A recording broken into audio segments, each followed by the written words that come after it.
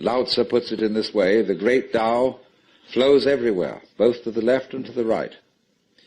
It loves and nourishes all things, but does not lord it over them.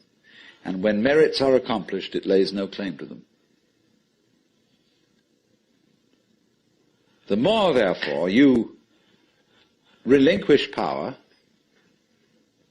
trust others, the more powerful you become, but in such a way that instead of having to lie awake nights controlling everything, you do it beautifully by trusting the job to everyone else. And they carry it on for you.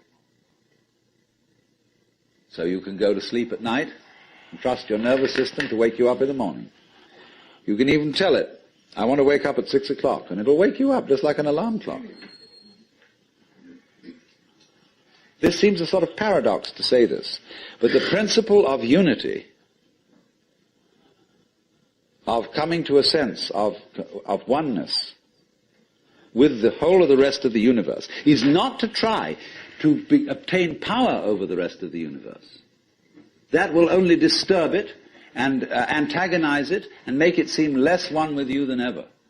The way to become one with the universe is to trust it as another, as you would another, and say, let's see what you're going to do.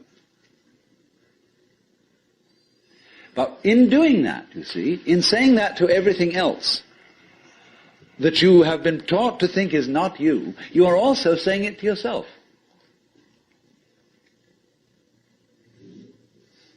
Because finally, as I pointed out, you do not know where your decisions come from. They pop up like hiccups. And when you make a decision, people have a great deal of anxiety about making decisions. There's this guy farmer, who ordered a help man to come in, and found he was an extraordinarily efficient worker, because the first day he put him on sawing logs. And he sawed more logs than anybody had ever sawed. It was fantastic. But it was all done in one day. So the next day he put him on to mending fences. And there were all kinds of broken fences around the farm, and in one day he had the whole thing done. So he thought, what am I going to do with this guy? So he took him down into a basement and said, look, here are all the potatoes that have come in from this harvest. And I want you to sort them into 3 groups. Those that we sell, those that we use for seeding, and those that we throw away. So he left him at that. At the end of the day, the laborer came back and said, well, that's enough, mister. I quit. Oh, he said, you can't quit. I've never had such an excellent worker. I'll raise your salary. I'll do anything to keep you around here. I said, no. It's all right mending fences and chopping wood, but this potato business is decision after decision after decision after decision.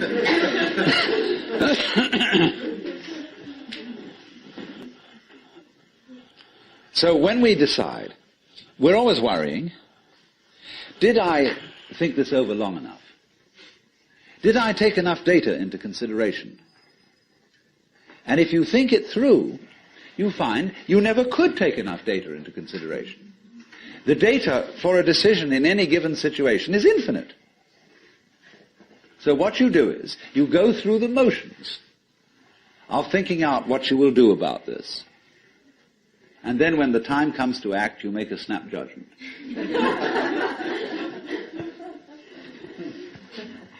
I mean, I'm speaking a little extremely, making some fun of it and so on, because after all, we do occasionally get the vague outlines of things and make a right decision on rational grounds.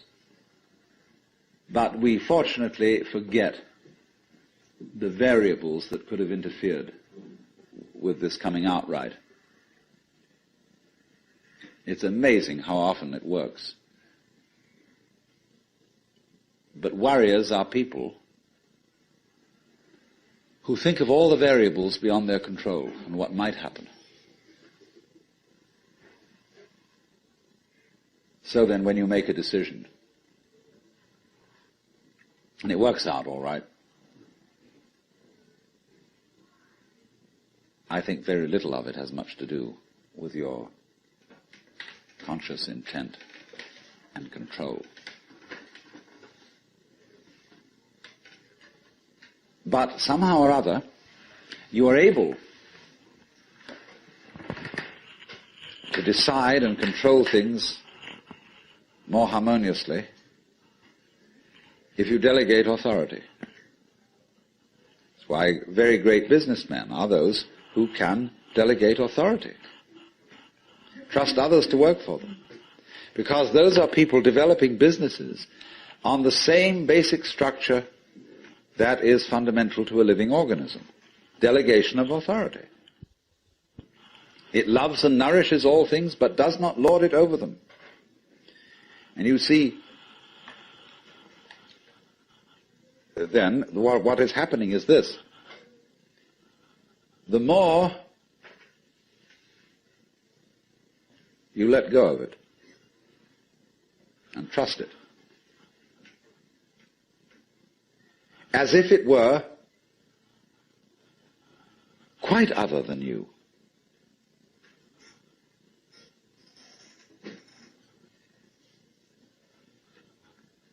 the more you realize the inseparable identity of self and other.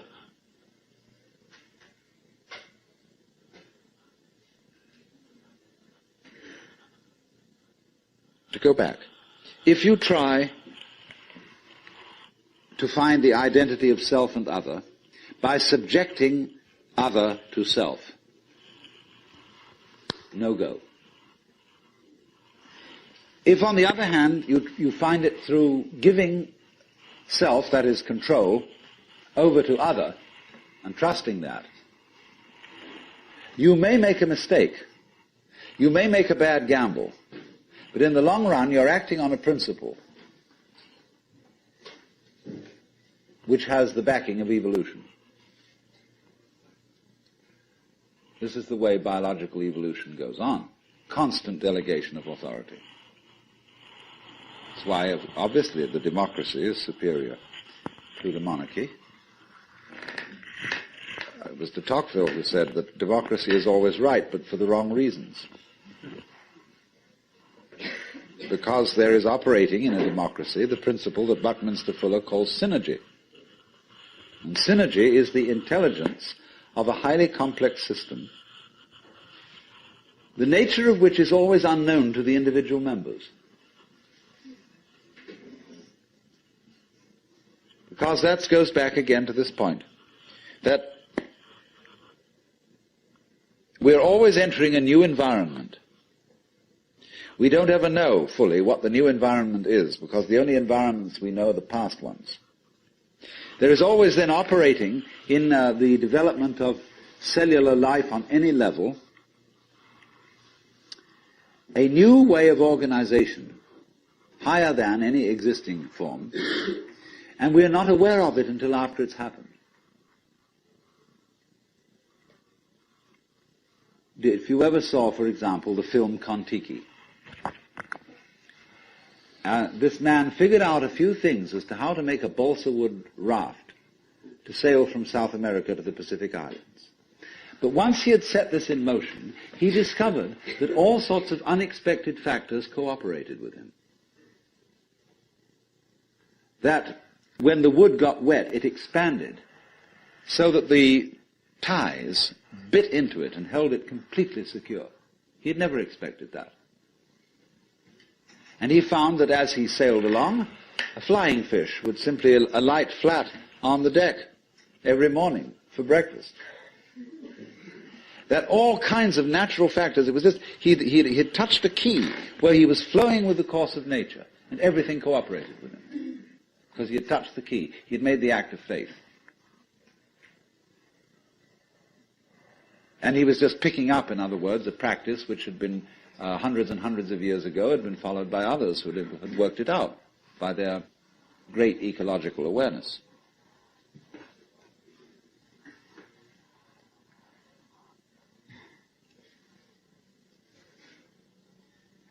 So we do come out of this way of thinking to something which has, I would say, the most enormously creative and revolutionary social consequences.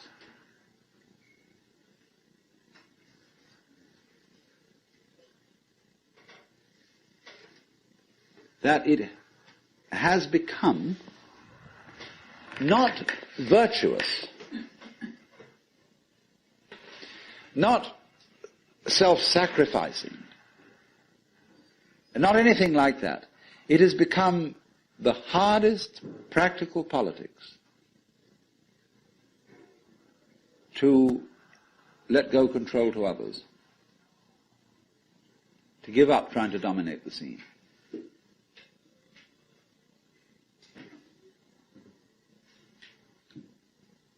Also, in a parallel way, it has become at this time in our history very much hard practical politics.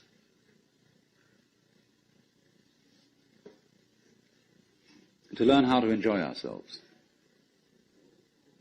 You can go to the Protestant people with their Protestant ethic who are against this kind of thing, and now say to them with great glee, it is your solemn duty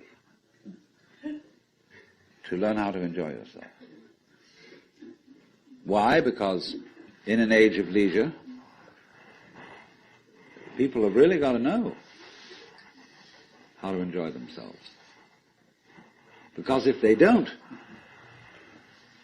they'll smash the whole future of the human race.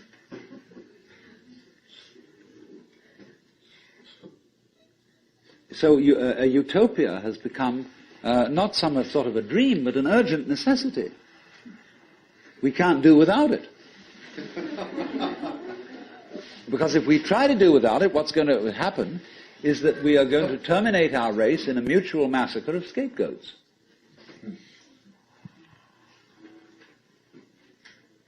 And so the present paranoia in the United States that is going on, where everybody is thinking up a new scapegoat and how great it will be to demolish them or get them out of power, all this kind of bickering and right and left politics has become irrelevant. Because we now have the opportunity of trusting our own intelligence, our own technology,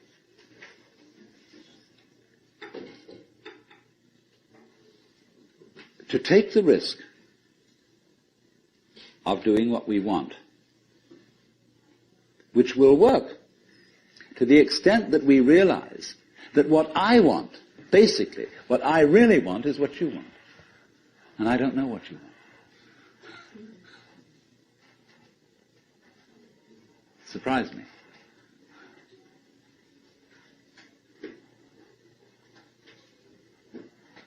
But that's the kinship between I and thou.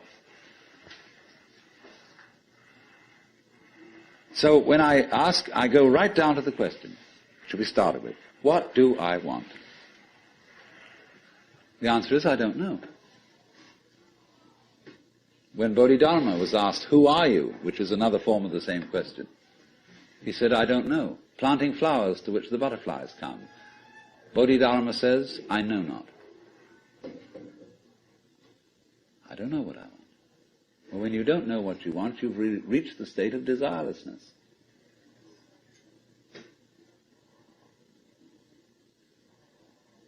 When you really don't know. But you see, there's a beginning stage of not knowing, and there's an ending stage of not knowing. In the beginning stage, you don't know what you want because you haven't thought about it, or you've only thought superficially. And then when somebody forces you to think about it and go through and say, yeah, I think I'd like this, I think I'd like that, I think I'd like the other, there's the middle stage. Then you get beyond that. Say, is that what I really want? In the end you say, no, I don't think that's it. I might be satisfied with it for a while, and I wouldn't turn my nose up at it. But it's not really what I want. Why don't you really know what you want? 2 reasons that you don't really know what you want. Number 1, you have it. Number two, you don't know yourself, because you never can. The Godhead is never an object of its own knowledge. Just as a knife doesn't cut itself, fire doesn't burn itself, light doesn't illumine itself. It's always an endless mystery to itself. I don't know. And this I don't know, uttered in the infinite interior of the Spirit,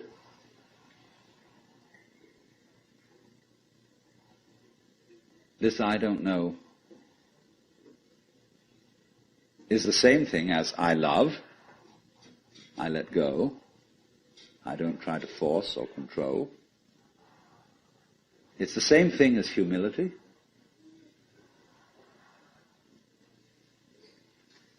And so the Upanishads say,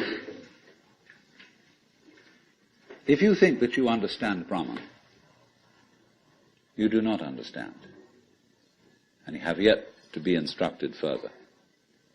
If you know that you do not understand, then you truly understand. For the Brahman is unknown to those who know it, and known to those who know it not.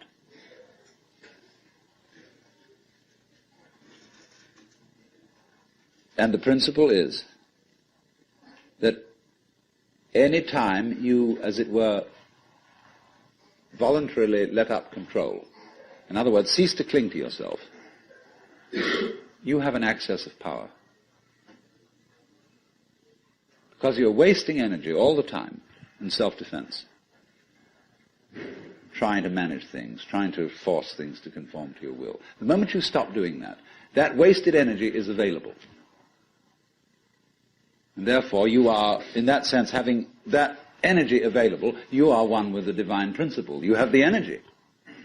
When you're trying, however, to act as if you were God, that is to say, you don't trust anybody and you're the dictator and you have to keep everybody in line, you lose the divine energy. Because what you're doing is simply defending yourself.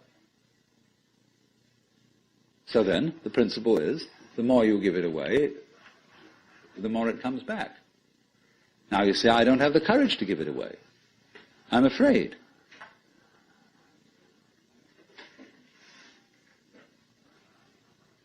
And you can only overcome that by realizing you better give it away because there's no way of holding on to it.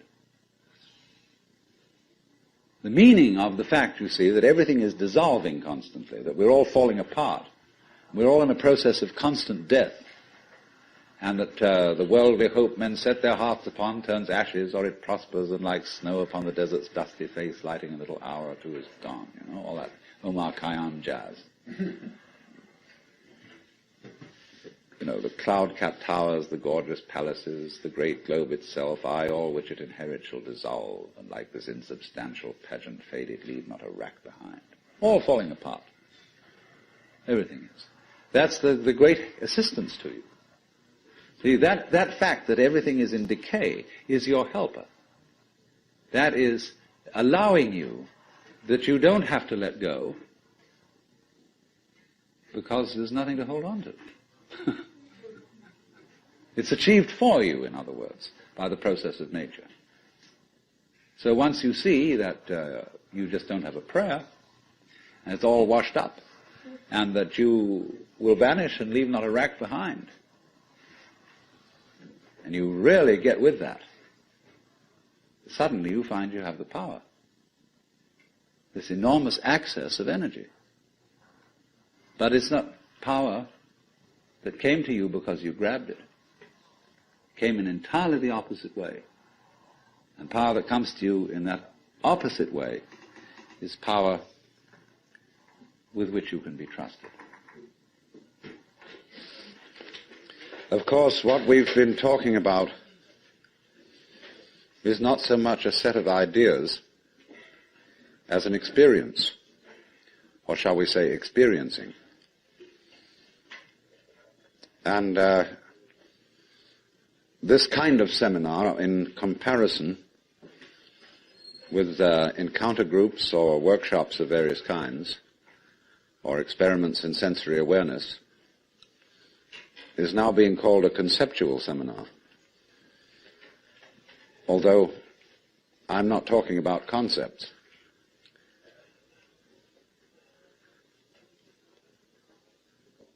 But the crucial question arises that an understanding, a real feeling understanding, of the polar relationship between the individual and the world is something that operates, as we say, in your bones, and isn't just a view that you hold or a belief that you hold. It's so curious that the emphasis of the Western tradition in religion is primarily upon right belief. Do you believe in the right dogmas and the right doctrines? And only secondarily upon right action. Because what you believe is, in Christianity at any rate, far more important than what you do. Because one is saved through faith, not by works. And early in its history, the Christian church rejected the movement in the church which had been known as Gnosticism, from the Greek gnosis, which means knowledge. And in a way, there were some sound reasons for doing so, because the Gnostics were what I would call anti-materialists. They divided human beings into three classes that were called, respectively, pneumatic, psychic, and hylic. The last one being H-Y-L-I-C, from the Greek hyli, or they would call it now Eli, meaning wood. So the people were spiritual, psychological, and wooden. And that is to say, the wooden people were those most absorbed in materiality and most closely identified with their bodies.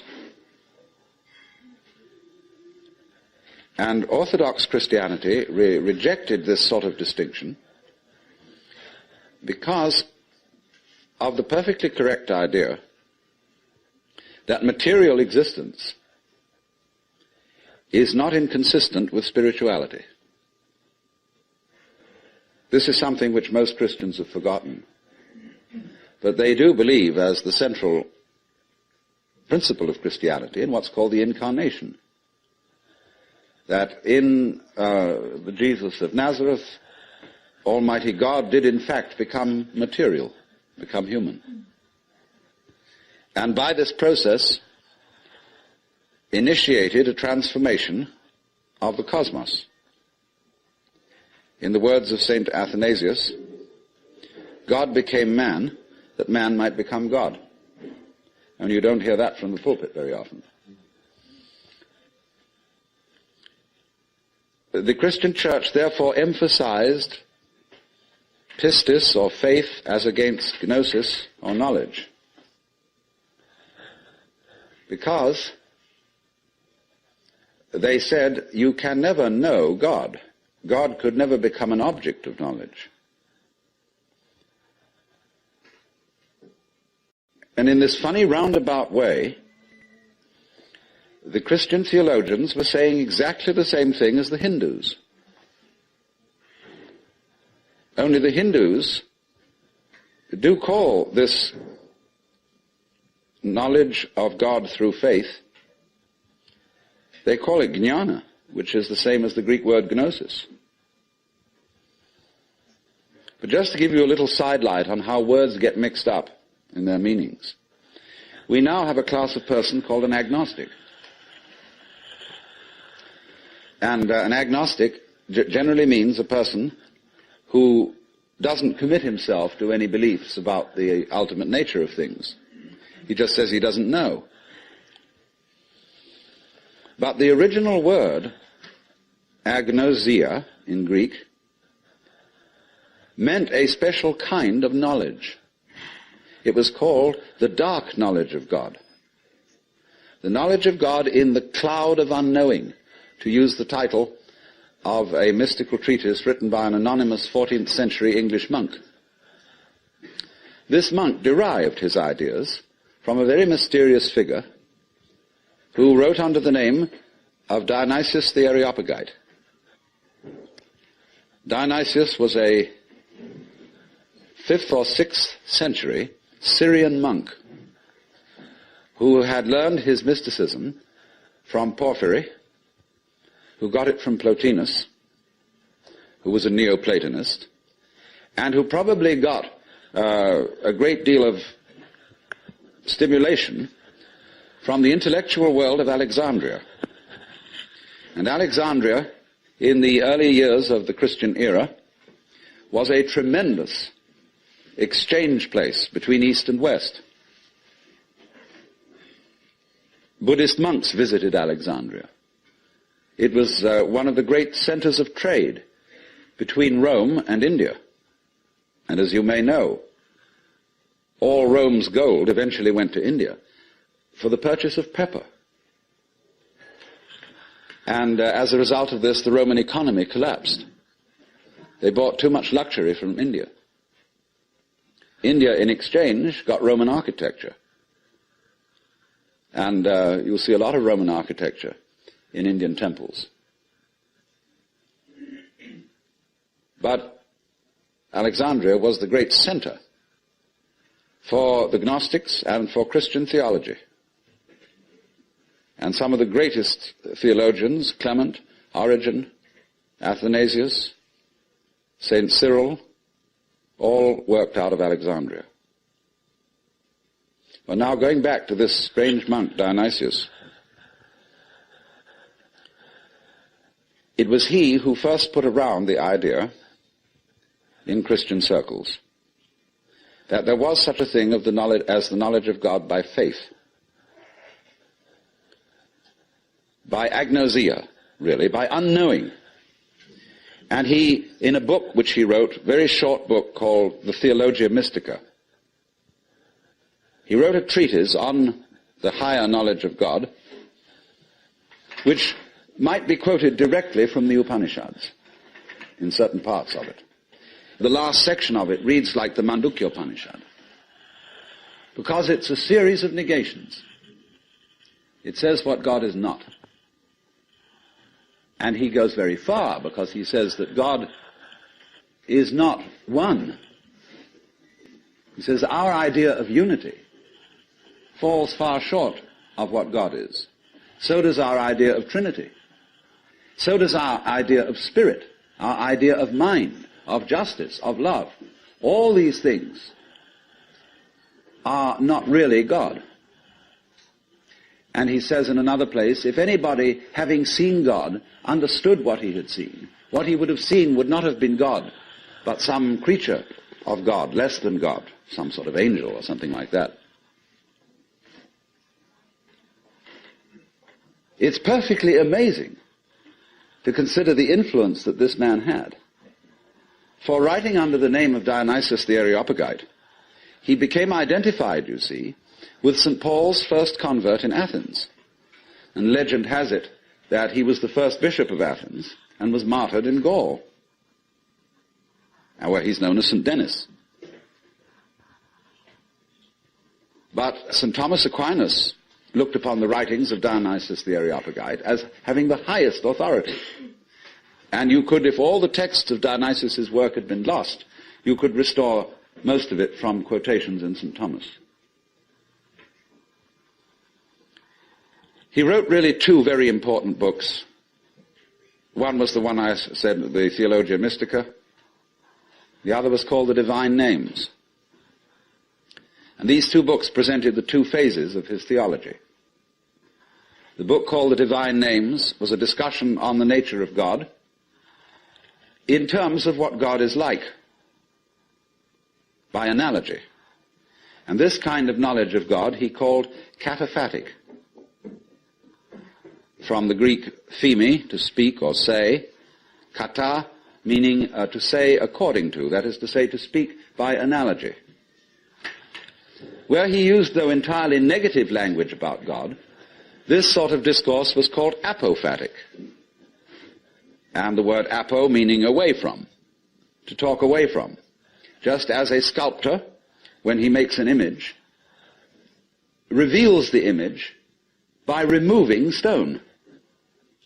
And so Dionysius explained that one attains the knowledge of God by discarding concepts, which is exactly what the Hindus mean when they say, of God one can only say neti, neti, not this, not this, not any conception. So thus in Hindu philosophy, the highest state of consciousness in samadhi is called nirvikalpa samadhi, which means literally non-conceptual. Vikalpa means a concept. Nir is a negation. So the non-conceptual knowledge. Now, people have greatly misunderstood this. They have imagined that unknowing the state of the highest contemplation was the acquisition of a blank mind, from which you first discarded thought, you went on to discard perception, you went on to discard any kind of sensory content in awareness, until you were, so far as anyone could say, aware of nothing. And they supposed that this kind of catatonic state was mystical consciousness. This is often believed in India. If you go to the Vedanta Society and ask, what do you mean by nirvikalpa samadhi, they will tell you that the one in that state has no consciousness whatsoever of the sensory world. That he is completely absorbed, as you sometimes see Hindu holy men sitting in a state where they are blind and deaf to everything going on around them. The founder of Chinese Zen, known as Huineng, described people like that as no better than pieces of rock and lumps of wood. He said it's a very serious mistake indeed to confuse sunyata, the Sanskrit word for the great void, which is both the ultimate reality and the consciousness thereof. He said it's a great mistake to confuse it with nothingness. It is rather to be thought of as space, or like space, because space is not empty. It contains the whole universe. And so in the same way, the state of mind of a person who is truly enlightened is not empty. It contains everything. But like space, it is not stained by what it contains. And it's often said in Zen imagery, you can't hammer a nail into space. You can't spit on the sky and soil it. If you try, the spit will just return and hit your own face. So they go on to say the consciousness in all of us, your basic mind is like space. It is completely pure. But of course by purity, they don't mean unsexual, which is of course what purity generally means in the Western world. Blessed are the pure in heart, for they shall see God. A person who's pure in heart is generally understood as one who never has any naughty thoughts. You know what naughty means? It means vain, negative, empty. A naughty person, therefore, is one who doesn't amount to anything, who's just nothing. That's the real meaning. But this misunderstanding of the nature of contemplation existed not only in India, from which it was transmitted to China, but also in the West. You read many treatises on Western mysticism, and there's still the feeling that getting into a deep, deep trance, sometimes called rapture, Again, the word rapture has undergone some transformations. We talk about rapture as people being beside themselves with pleasure. But to be rapt means to be taken away from the body. So also ecstasy, we now interpret as meaning in a state of high pleasure.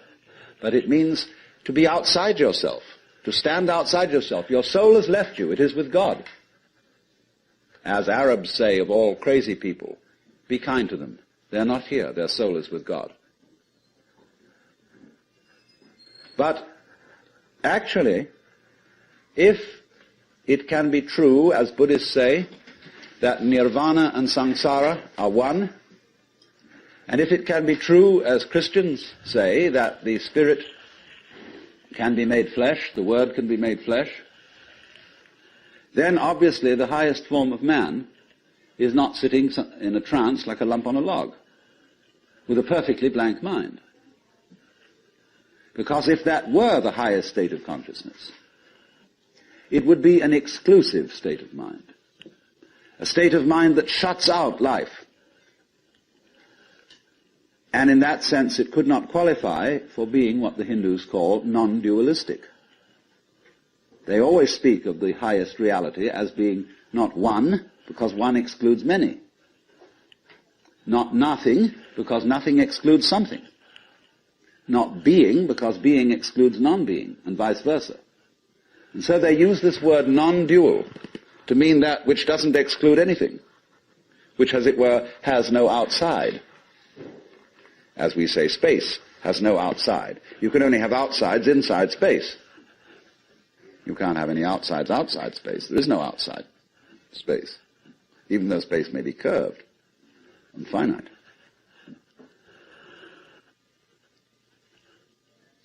So, if you want to think, incidentally, of that curved space, go and take a look at a photograph in The Life, a book on mathematics, where there's a picture of a Klein bottle, which is a three-dimensional Möbius strip. A Möbius strip, you know, is a piece of paper that is twisted once and then joined. And it has only one side and only one edge. Now, a Klein bottle is a three-dimensional Möbius strip, and it only has one inside. It has no outside. You can say it has an inside and no outside, or it has an outside and no inside. It's a fabulous little trick. But something like that would be the nature of space, as that which does indeed transcend the opposites.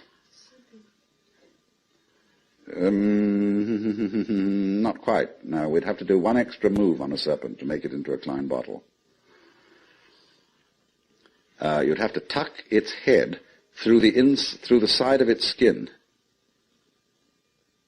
and make the aperture through the mouth continuous with the inside of the serpent towards the tail, you see. That's more or less what a Klein bottle is. So, what I'm getting to, I'm giving you something out of the general history of religions to show that what has been meant by the mystical state, the state of samadhi or awakening in certain traditions, is not this state of trance, but a state of consciousness in which you can perfectly well carry on your daily affairs. And of course, what is meant by a bodhisattva as the ideal type of Buddhist person is that he is not rapt, that he is actively engaged in the life of the world, because he has gone beyond the illusion that nirvana is to be found away from everyday life. So, what is then the point of meditation? Why meditate? Why do you have to crawl off into a hole, or go to a Zen monastery, or retire and be quiet, when this is only a withdrawal? Is there anything to be said for it?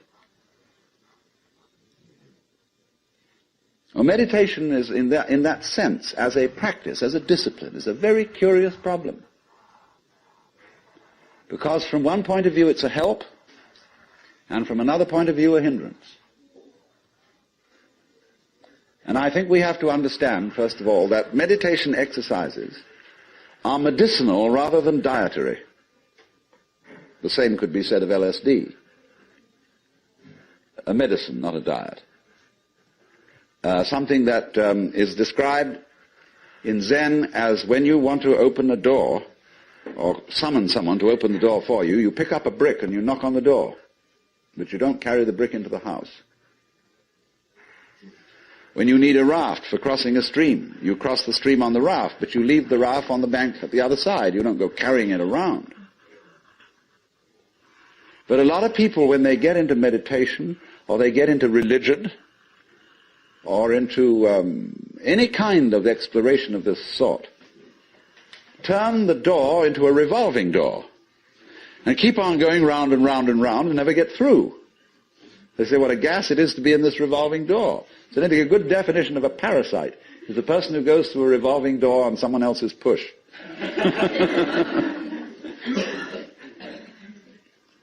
So there are all sorts of people in the religious racket who are going through revolving doors. And they're very bitter about people who walk right through and leave the door behind because they say, well, you haven't paid enough respect. You must really understand religious one-upmanship. It's a tremendously important thing. And don't be caught out by this, because what happens is there's a little game going on which I'm going to initiate you into. And it's played in Zen, which is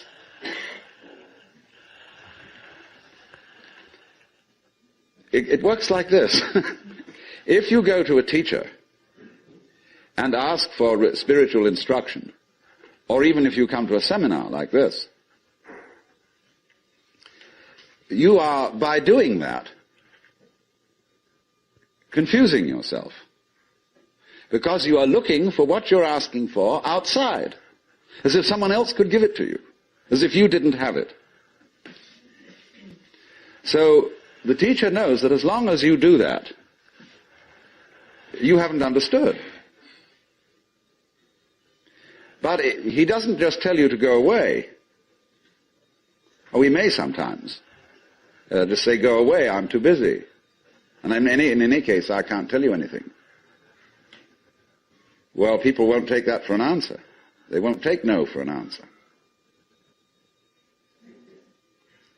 And furthermore, if he just said, go away, they would just find some other teacher who would exploit them and maybe keep them as followers for years and acquire a great deal of money by so doing. But what he does is another thing. He tries to give them the put down, as if to say, you have a great long distance to go yet. Your attainment is not at all perfect. And they're always talking about other sects and other schools and saying, well, they haven't really got the point, you see? So that you keep losing faith in yourself and feeling, my goodness, I haven't yet attained this thing. And that keeps you working. But all the time, you're being talked out. It's like someone who's a pickpocket and he's stolen your own watch and is selling it to you.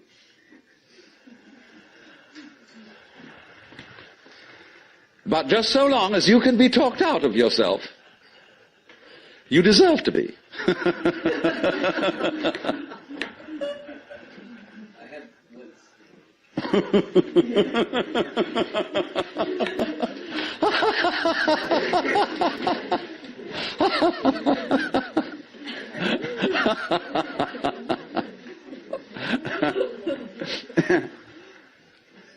Now, you become very aware of this.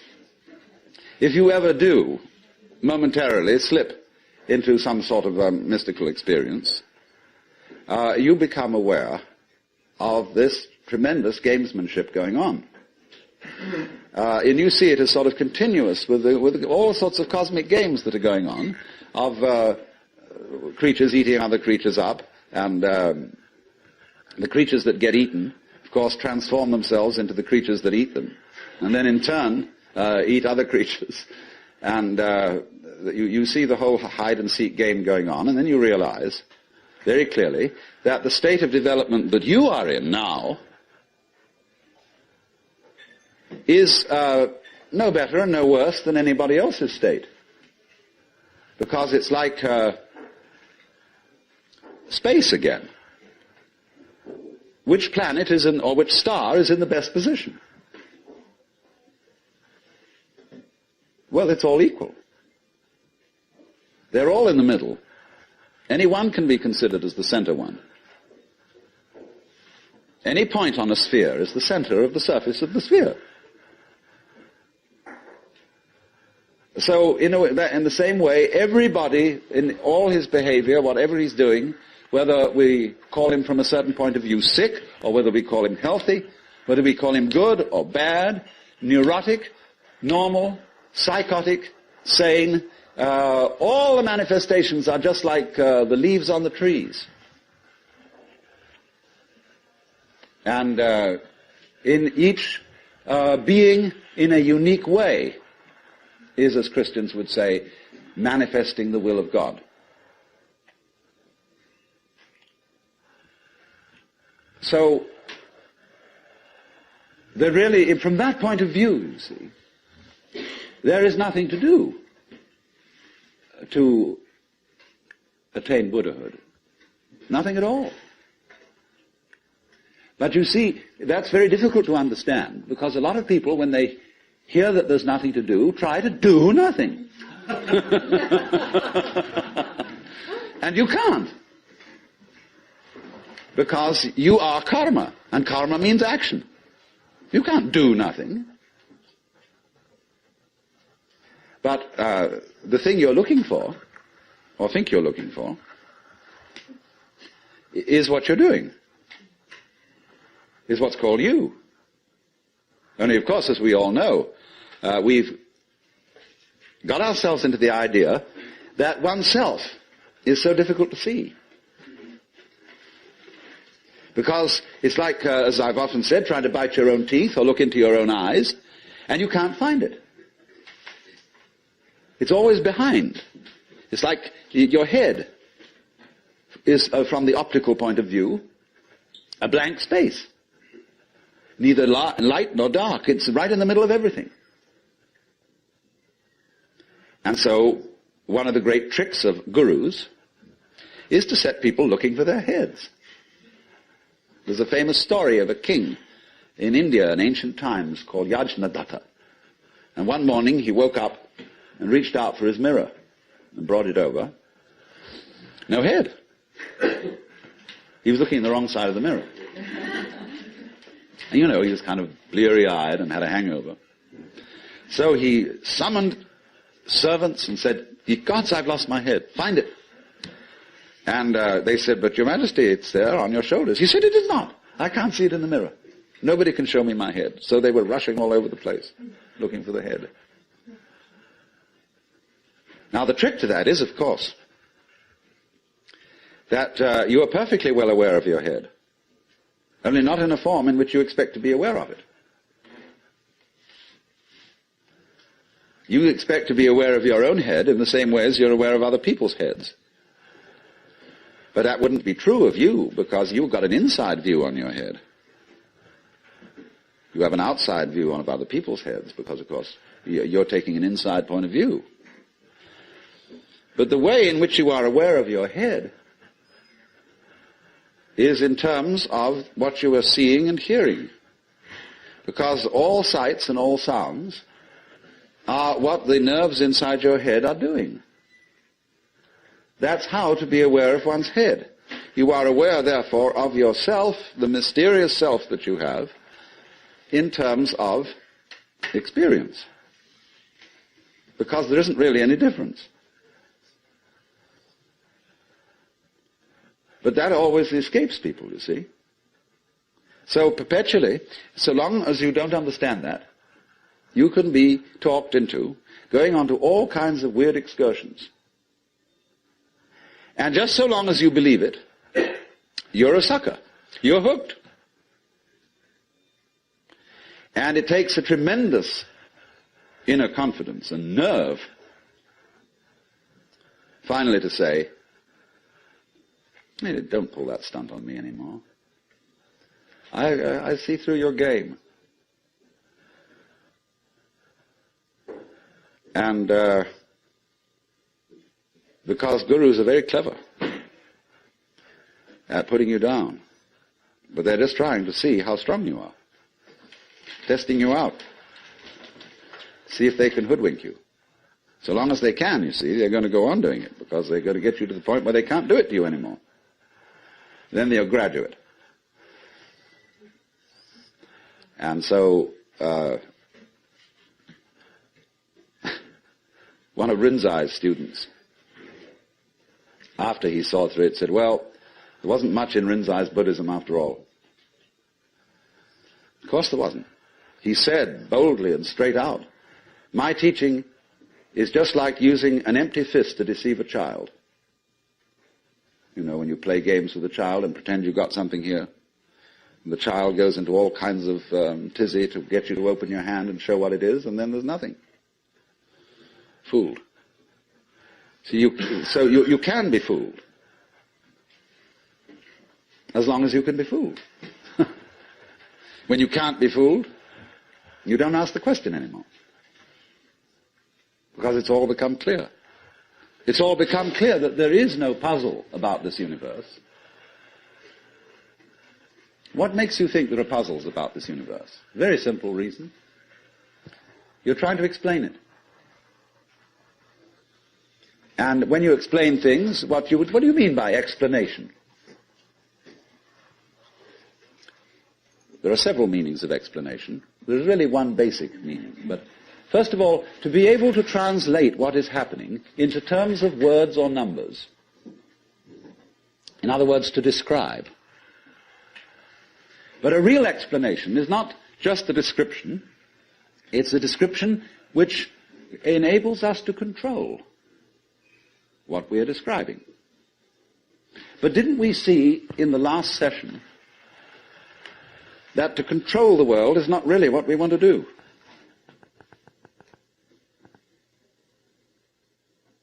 So that if all explanations have as their function enabling us to control things, then maybe an explanation isn't what we wanted. And furthermore, you can very simply see that what makes things complicated is explaining them. When somebody explains to you how a flower works, and he's a great botanist, and analyzes all the innards of a flower, and shows the channels, the fibers, the processes of reproduction, and so on that go on in it, everybody stands fascinated. Say, how complicated that is. How clever God must have been to create that flower, to have all that complexity going. It isn't complicated at all. It's only complicated when you start thinking about it. Because the vehicle of words is a very clumsy one. And when you try to talk about the processes of nature, what is complicated is not the processes of nature, but trying to put them into words. That's as complicated as trying to drink up the ocean with a fork. It takes forever. And so this intense complexity that we see in everything is created by our attempt to analyze it all. And so what we do is, you see, when we analyze, we use our eyes and ears as scalpels. And we dissect everything. And we have to put a label on every piece we chop off. And so we scalpelize, and we get it right down to atoms, getting finer and finer, and we suddenly thought, well, we've got to the end of it, because the word atom means what is not cuttable. Atomos. But then we found we could cut the atom.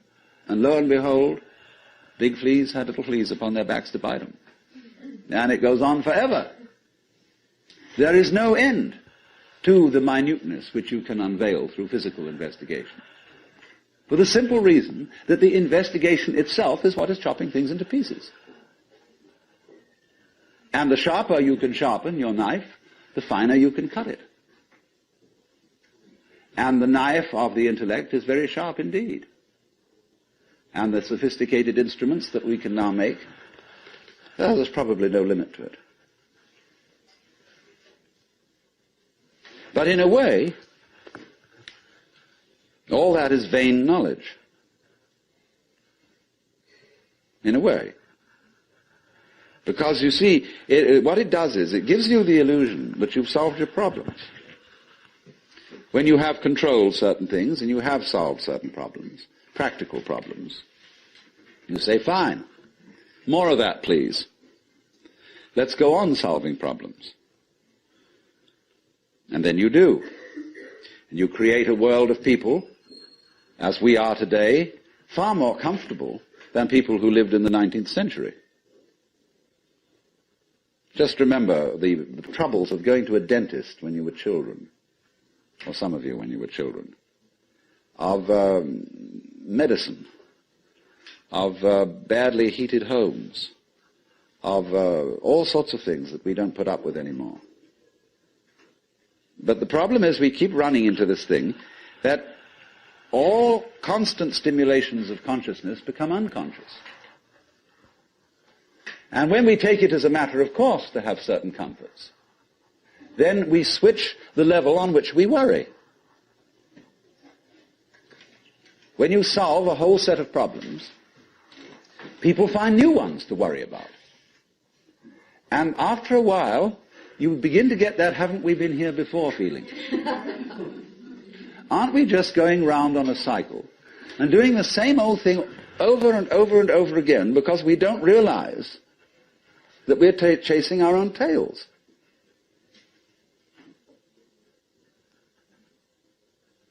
By an eternally recurrent process of not knowing who you are. That is the hide and seek. That is the nature of what the Hindus call the Manvantara and the Pralaya, the period of the Manvantara in which the worlds are manifested, and the period of the Pralaya in which the worlds are withdrawn from manifestation. In and out, in and out. Evermore came out by the same door as in I went. And the thing is to get to the point where you can see that you are doing that in every moment of your existence, with every tiny little atom of your body. You now, at this minute, you see, are the whole system of inning and outing. In other words, you often think perhaps, maybe a long, long time ahead, I shall reach the point where I wake up from manifestation and overcome the world illusion and discover that I am the supreme reality behind all this diversification. My friends, there is no diversification.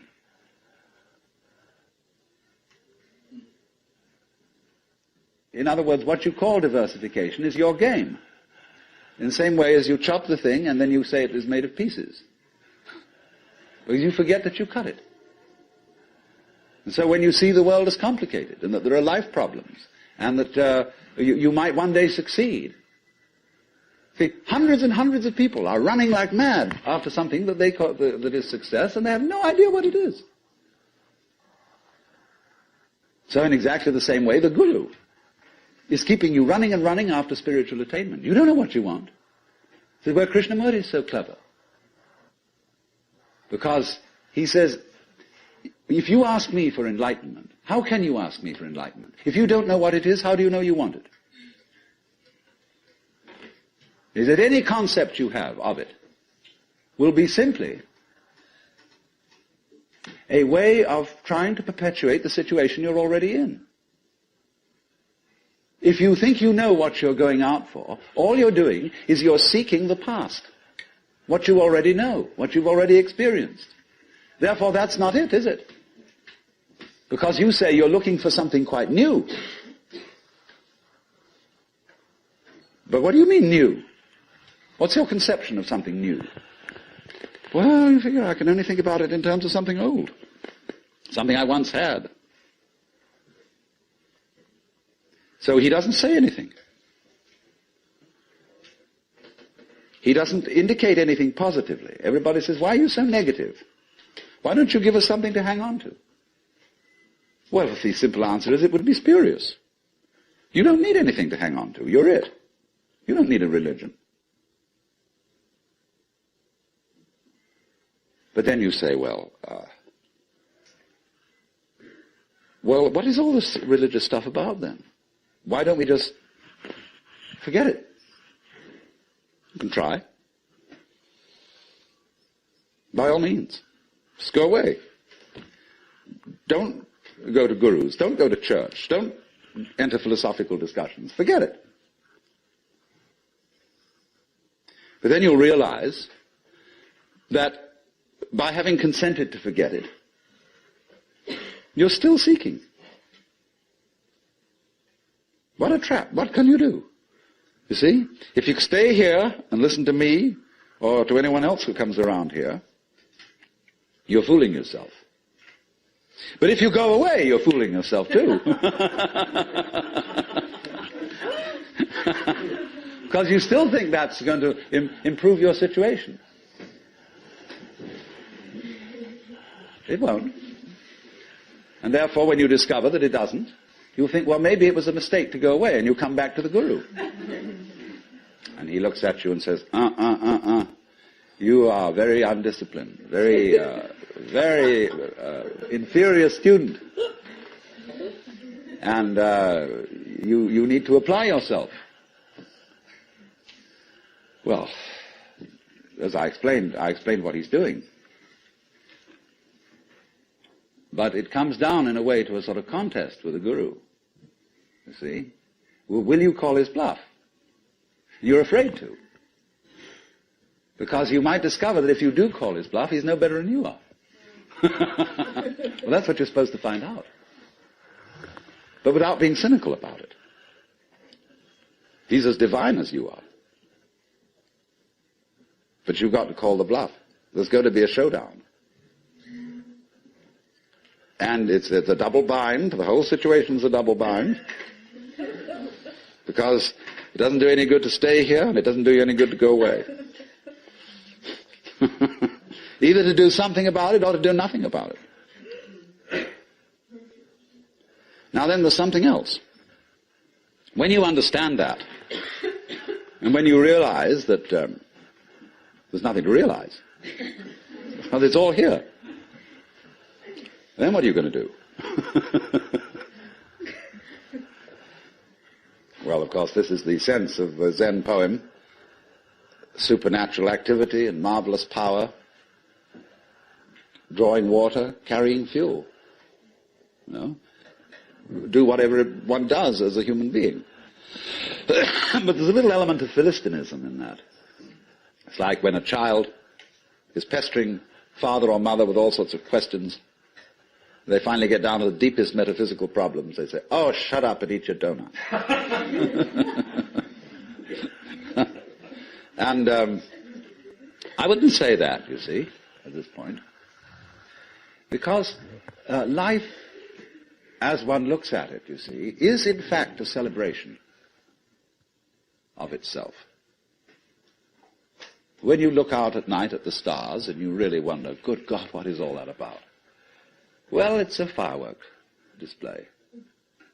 And it's celebrating High Holy Day. It's whoopee. And the whole world is whoopee. It's a kind of exuberance.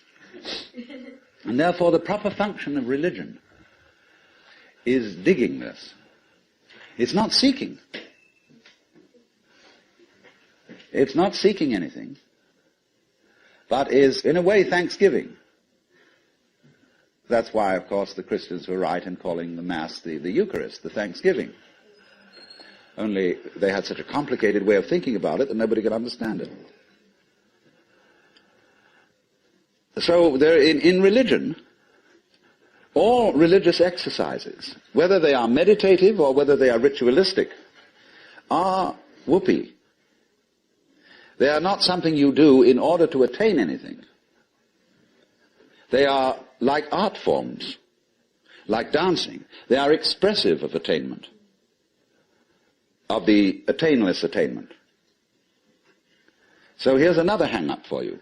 When you go to Mr. Suzuki, who runs the Zen Center, he's a good disciple of Dogen, who brought Zen, a certain school of Zen to Japan in the 13th century. Dogen said, you can't sit and meditate unless you're already a Buddha. In which case, why meditate? Well, meditation is just the way a Buddha sits. And he called this sitting just to sit, not to attain enlightenment. Because the minute you do that, you see, you're not meditating.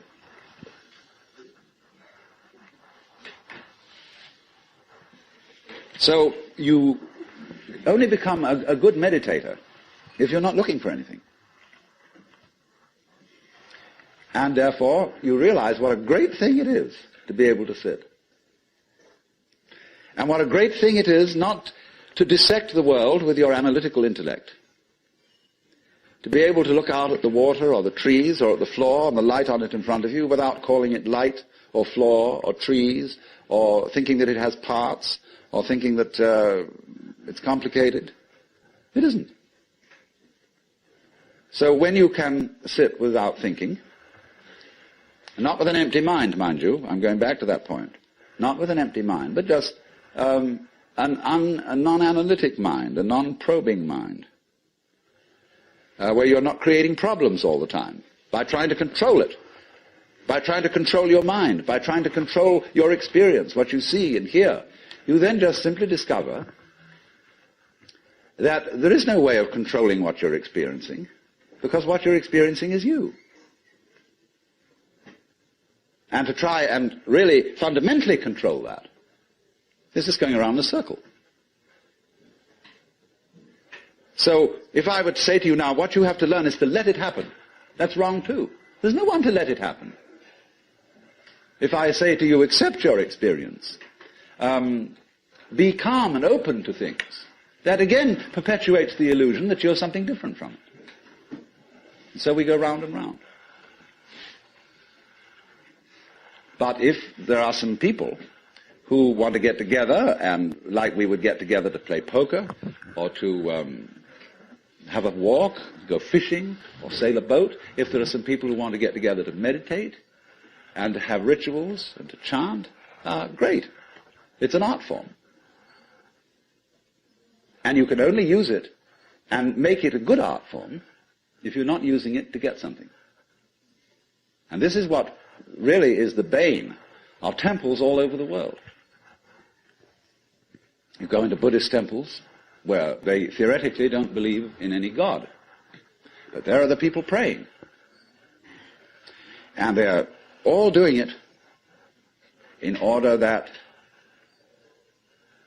we get a male child next time around, or that the horse recover from a disease, or that mama gets cured of the dropsy. And all these petitions are going on and on and on. People always coming to the temple to ask for something. Lowbrow people for lowbrow things, highbrow people for highbrow things. And there all the vendors sit outside and sell souvenirs and magic and charms, and all the people go in and do this.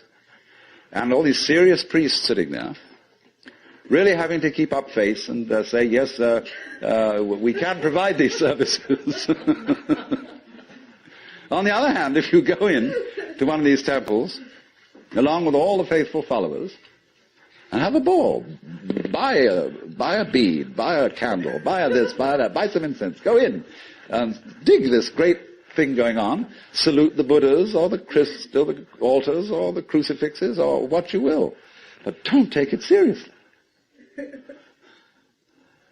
And this is one of the great important transformations of today in our consciousness, is that a great many people are finding out that religion is not supposed to be taken seriously. This is a shocking thing to many people. There used to be an old saying that a religion is dead when the priests laugh across the altars. That's true in one sense. when the priests know that they've got a racket going, and they don't believe one word of it, and they're laughing across the altar because of all these suckers around doing it, then it's true.